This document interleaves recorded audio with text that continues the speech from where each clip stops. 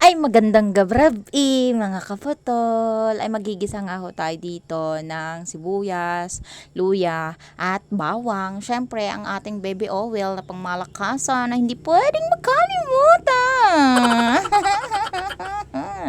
Ayan, medyo malakas-lakas nga ho ang ating apoy. At eto na nga ho ang ating lulutuin ngayong hapunan mga kaputol ay paanang manok. Chicken feet kung tawagin. Ay, eto nga ho mga kapotol ay aadobuhin lang natin. Yung natural lang na adobo mga kapotol. Kay gayon nga ho na hindi natin maharap-harap yung ginataan, dinuguan, huy!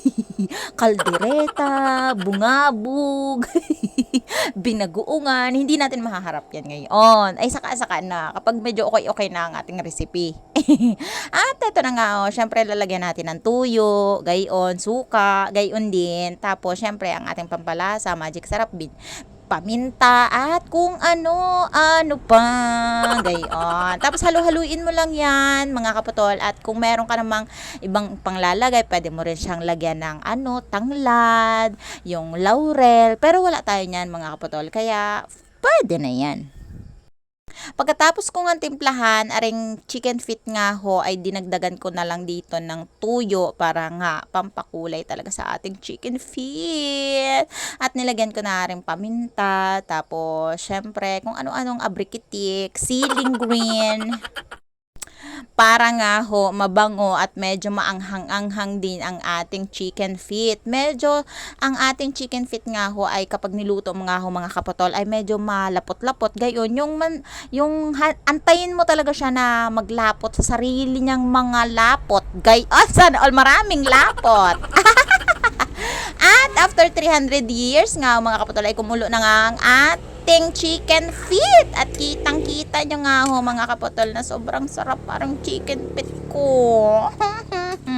Madami-dami na naman akong paa na makakain ngayong araw at gabihan. Super masarap na naman ang aking gabihan mga kapatol. Ay sabi nga ho ni Mister kanina, tinatanong niya nga ho ako dahil tumawag laang ho siya sa akin kung ano daw yung aming mauulam. Ay wala akong ibang naisip. Ay sabi ko, sige chicken feet na lang. Kay kahit na ho medyo bawal-bawal nga ho sa akin ang mga gayang manok, gayon. Ay sabi ko nga ho, sige chicken feet na lang para nakakaputi. Uy! Hoy, alam niyo ba na sabi nila nakakaputi daw aring chicken feet. Ay, siguro kailangan ko ng isang sakong chicken feet bago tayo pumuti. Tapos, syempre, wala ka namang ibang gagawin kundi hanguin ang ating chicken feet at pwede na ho tayong kumain, mga kapotol. Ay, kitang-kita nyo nga ho buong buo yung pagka-chicken feet niya. Sana all buo ang paa. Pero kahit na mukhang kamukha ng aking kamay ang chicken feet ng manok na ito, ay pwede na yan. Pagtsagaan na lang natin. Kay gayon nga ho na masarap din naman ang chicken feet na ari. Ay kapag nagaluto nga ho ako ng chicken feet, ay sinasabi ko na lang na sana all kompleto ang feet. Pero kahit nagayan naman ho yung aking paa, ay masaya naman ako sa buhay. Ang importante ay masaya tayo sa buhay. Kahit na medyo maingay yung katabi ko dito. At maraming salamat nga po pala mga kapatol sa mga netizen na patuloy na nanonood sa amin at sumusubaybay sa aming mga vlog. Sa mga nag-share ng aking vlog, maraming salamat. Sa mga nanonood, sa mga hindi nag-i-skip ng ads, huwag nyo kong i-skip ang ads namin. Abay maraming salamat po at hanggang dito na lang ang aking munting vlog. Tara ho, maghapunan na tayo ng chicken feet! Yuhu!